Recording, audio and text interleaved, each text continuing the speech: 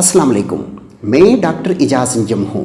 आज इस वीडियो में मैं आपको ये बताऊँगा कि जो मेल का टेस्ट होता है, जरासीम का टेस्ट या जिसे हम सीमन एनालिसिस कहते हैं, वो कैसे किया जाता है, उसका क्या मतलब होता है और किन सूरतों में हम नेचुरल प्रेगनेंसी के लिए ट्राई कर सकते हैं और किन सूरतों में हम IUI के ज़रिए से प्रेगनेंसी को हासिल कर सकते हैं और किन सूरतों में हमें IVF और ICSI की ज़रूरत पड़ती है। तो सबसे पहली बात ये है कि बहुत सारे लोग इनफर्टिलिटी के लिए सिर्फ औरत को ही मोरद इल्ज़ाम ठहराते हैं। वो समझते हैं कि ये बच्चा पैदा ना होना ये औरत की ज़िम्मेदारी है और बहुत सारे मेल तो उसके लिए अपना टेस्ट भी नहीं करवाते और उनको ये खौफ होता है कि अगर हमारा टेस्ट ख़राब आ गया तो फिर हमारे घर में हमारी जो वो अजारादारी है या जो हमारा रोब और दबदबा है अपनी बीवी के ऊपर वो ख़त्म हो जाएगा। मगर हकीकत में 50% जो इनफर्टिलिटी है वो मेल की तरफ से होती है और 50% फीमेल की तरफ से होती है। तो इसलिए जब भी इनफर्टिलिटी के लिए वर्कआउट करें तो दोनों को ही पेश करना चाहिए, अपने आप को, सिर्फ औरत को पेश नहीं करना चाहिए। तो अब जब हम मेल का टेस्ट करते हैं तो उसमें हम मुख्तलिफ़ चीज़ें देखते हैं। सबसे पहले हम ये देखते हैं कि उसका जो काउंट है वो कितना है और उसमें जो एक्टिव मोटाइल स्पर्म है वो कैसे हैं। और तीसरी चीज़ जो देखी जाती है उनकी मॉर्फोलॉजी, उनकी साख्त कैसी है, उनकी शक्ल कैसी है। ये 3 मेन पैरामीटर होते हैं जिसकी बिना पर हम फैसला करते हैं कि इस पेशेंट के साथ क्या किया जाए। तो जो WHO का क्राइटेरिया है उसके मुताबिक अगर स्पर्म काउंट 25 मिलियन से ज़्यादा हो और एक्टिव 32% से ज़्यादा हो और मॉर्फोलॉजी यानी उनमें से जो नॉर्मल है वो 4 या 4% से ज़्यादा हो तो इस सैंपल को हम नॉर्मल कहते हैं। और अगर इससे कम हो तो वो पैरामीटर एबनॉर्मल होते हैं।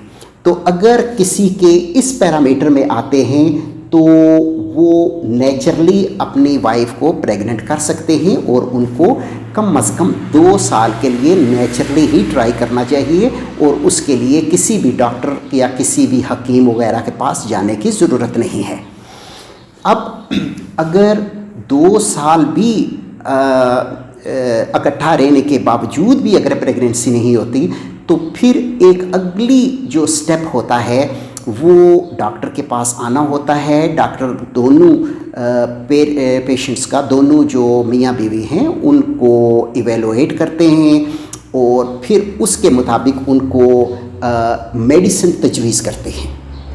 अगर हस्बैंड का स्पर्म काउंट तकरीबन इतना है, बॉर्डर लाइन के ऊपर भी है, और जो फीमेल है उनका फिर हम ये अल्ट्रासाउंड करते हैं और उनको देखते हैं कि उनमें कोई PCOS वगैरह तो नहीं है, बाकी कोई सिस्ट वगैरह तो नहीं है या कोई फाइब्राइड वगैरह तो नहीं है, सारी चीज़ें ठीक हैं। तो फिर हम उनको सिर्फ 3 महीने तक के लिए फर्टिलिटी की मेडिसिन दे सकते हैं, गोलियां देते हैं, फिर साथ इंजेक्शन भी दे सकते हैं ताकि उस औरत का अंडा सही बने, मैच्योर हो। और जब वो 18 mm का बन जाता है तो फिर हम उन्हें फर्टिलिटी के डेज़ बता देते हैं। उन्हें हम कहते हैं कि ये आपके दिन हैं जिसमें आपने रिलेशन करना है। यहाँ पर बहुत सारी गलत चीज़ें फैली हुई हैं जिसमें एक चीज़ ये भी है कि जब पीरियड ख़त्म होता है तो उसके फ़ौरन बाद रिलेशन करना चाहिए तो उससे प्रेगनेंसी होती है। ये गलत है।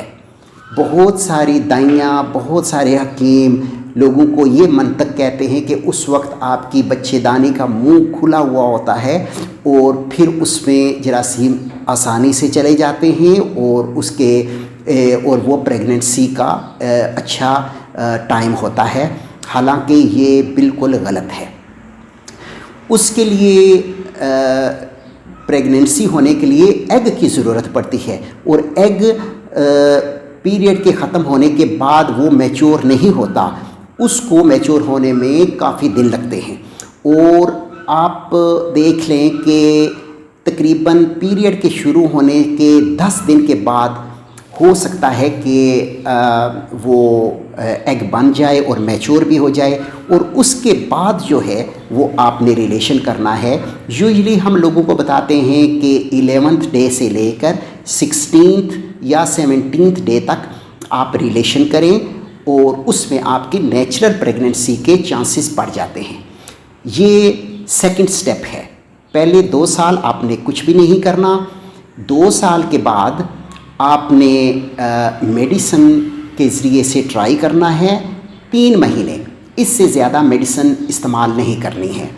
پھر اگر ان 3 مہینوں میں بھی آپ کو کامیابی نہیں ہوئی ہے تو پھر آپ کو کچھ مہینے انتظار کرنا چاہیے تاکہ آپ کی باڈیز بیک ٹو نارمل ہو جائیں۔ اس دوران آپ اچھی خوراک کھائیں، اچھی نیند کریں، اپنی باڈی کو آپٹیمائز کریں، اور ڈائٹ پلان پر عمل کریں، PCOS کو نہ ہونے دیں، اور میل جو ہے وہ بھی اپنے آپ کو ٹھیک کریں۔ تو اس کے چند مہینوں کے بعد پھر جو نیکسٹ سٹیپ آتا ہے وہ IUI کا آتا ہے۔ IUI ایک نیچرل پریگننسی کی ایک قسم ہے۔ اس میں ہم کچھ زیادہ نہیں کرتے، اس میں صرف ہسبینڈ کے سپرم کو واش کیا جاتا ہے لیبارٹری میں، اس میں جو ایکٹیو اچھے سپرم ہوتے ہیں ان کو جدا کر لیا جاتا ہے، اور سیم ٹائم ہم جو فیمیل ہوتی ہیں ان کو ہم ایگ بنانے والی میڈیکیشن دیتے ہیں، اور پھر آخری دن ایگ کو میچور کرنے والی میڈیکیشن دیتے ہیں، اور اس کو ریلیز کرنے والی میڈیکیشن دیتے ہیں۔ تو پھر تقریباً 12ویں دن یا 13ویں دن ہم ان کا IUI کرتے ہیں۔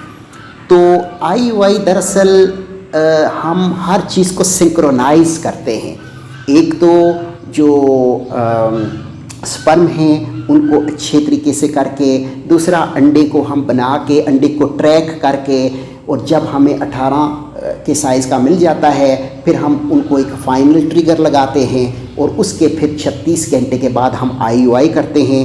تو اس میں پھر میکسیمم چانس ہو جاتے ہیں پریگننسی کے نیچرل وے کے ذریعے سے، اور اس میں جو ہے وہ ایک ہماری فرٹیلیٹی ونڈو ہوتی ہے۔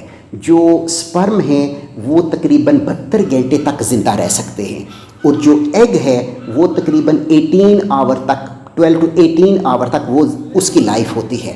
تو اگر اس ونڈو کے دوران دونوں ایک دوسرے کو کے آمنے سامنے آ جائیں تو پریگننسی کے ہونے کے چانسز ہوتے ہیں، بشرطے کہ سپرم کی حرکت اچھی ہو اور ٹیوبز کھلی ہوئی ہو۔ اب جو تیسری صورت ہے وہ IVF کی ہے۔ اگر سپرم کی حرکت کم ہے یا اندر فیمیل کے پرابلم ہے، ٹیوبز بند ہیں، یا اور انڈومیٹریوسس ہے، یا ان کو اور ایڈہینز بنی ہوئی ہیں، TB ہے، تو اس صورت میں یہ نیچرل پریگننسی اور IUI کے ذریعے سے پریگننسی نہیں ہوتی، اس میں پھر IVF کا سہارا لینا پڑتا ہے۔ تو IVF کے لیے ہمیں بہت زیادہ سپرمز کی ضرورت نہیں پڑتی۔ اب اگر IVF اگر میل کے سپرم بہت کم ہیں، جیسے ان کے 10% ایکٹیو ہیں، 5% ایکٹیو ہیں، تو پھر ہم اس کے لیے ICSI کرتے ہیں۔ IVF اور ICSI دونوں ایک ہی چیز کے نام ہیں۔ IVF پہلے کی جاتی تھی کہ جب ایگ کے اوپر سپرم انڈیل دیے جائیں تو وہ 18 آور کے اندر اس کے اندر خود بخود چلے جاتے ہیں اور ان کو فرٹیلائز کر دیتے ہیں۔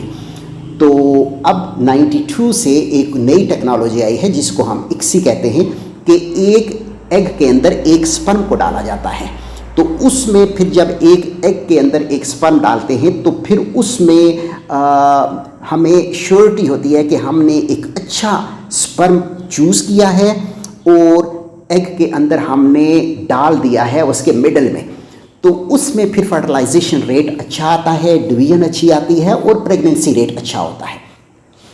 تو اگر کسی کے سپرم بہت ہی کم ہیں یا ہمیں سسپیشن ہو کہ عورت کی جو ٹیوبس ہیں وہ بند ہو سکتی ہیں، تو پھر اکسی کا سہارا لینا پڑتا ہے۔ آئی وی ایف اور اکسی ہم یہاں اپنے mother and child international hospital میں بھی کرتے ہیں، باقی ساری ٹریٹمنٹس بھی کرتے ہیں۔ تو یہ ایک آخری ٹریٹمنٹ ہوتی ہے، اس سے بڑی ٹریٹمنٹ ابھی تک پوری دنیا میں نہیں آئی۔ تو یہ آئی وی ایف یا ٹیسٹ ٹیوب بیبی ایک ہی چیز کے دو نام ہیں، اس کے لیے بہت کم جراثیمز کی ضرورت ہوتی ہے اور اس میں پھر میکسیمم چانس ہوتے ہیں آپ کی پریگننسی کے۔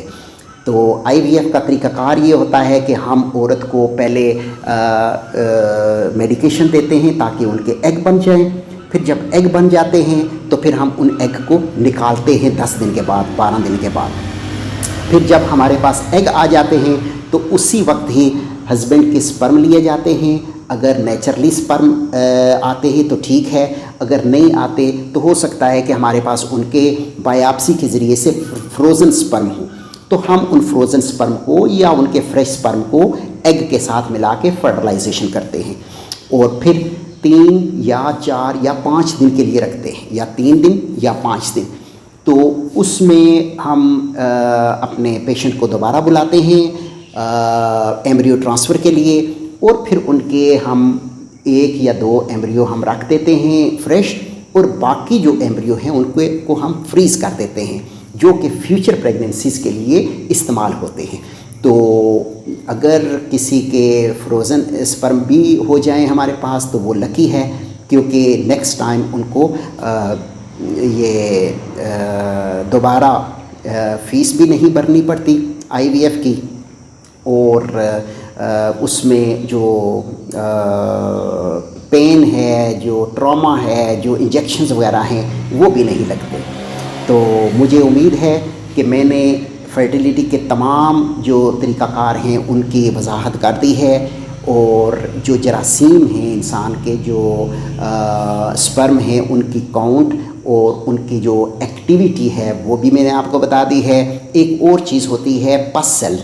پس سیل جو ہے وہ ہر انسان میں ہوتے ہیں، کچھ میں کم ہوتے ہیں، کچھ میں زیادہ ہوتے ہیں، اور اگر زیادہ سپرم پس سیل ہوں تو وہ سپرم کو ڈیمیج کرتے ہیں، تو ان کے لیے بھی ہم اینٹی بایوٹک دیتے ہیں تاکہ وہ جو پس سیل کا لیول ہے وہ کم ہو جائے، اور اس سے پھر سپرم کی جو سٹرکچر ہے، جو ان کی ایکٹیویٹی ہے، جو کاؤنٹ ہے، یہ ساری چیزیں اس سے بڑھ جاتی ہیں۔ تو میں ڈاکٹر اعجاز انجم ہوں۔ میری یہ کوشش ہوتی ہے کہ میں آپ کو اور اپنے ساتھ جو کولیگ ڈاکٹرز ہیں ان کو بھی گائیڈ کروں اور اپنے پیشنٹس کو بھی گائیڈ کروں۔ میری یہ باتیں سننے کا بہت شکریہ، اور آپ سے گزارش ہے کہ ہمارے اس چینل کو آپ لائک کریں اور سبسکرائب کریں، تاکہ جب بھی میں نئی ویڈیو ڈالوں تو آپ کو فوراً مل جائے۔ میری یہ ویڈیو سننے کا بہت شکریہ۔ خدا حافظ۔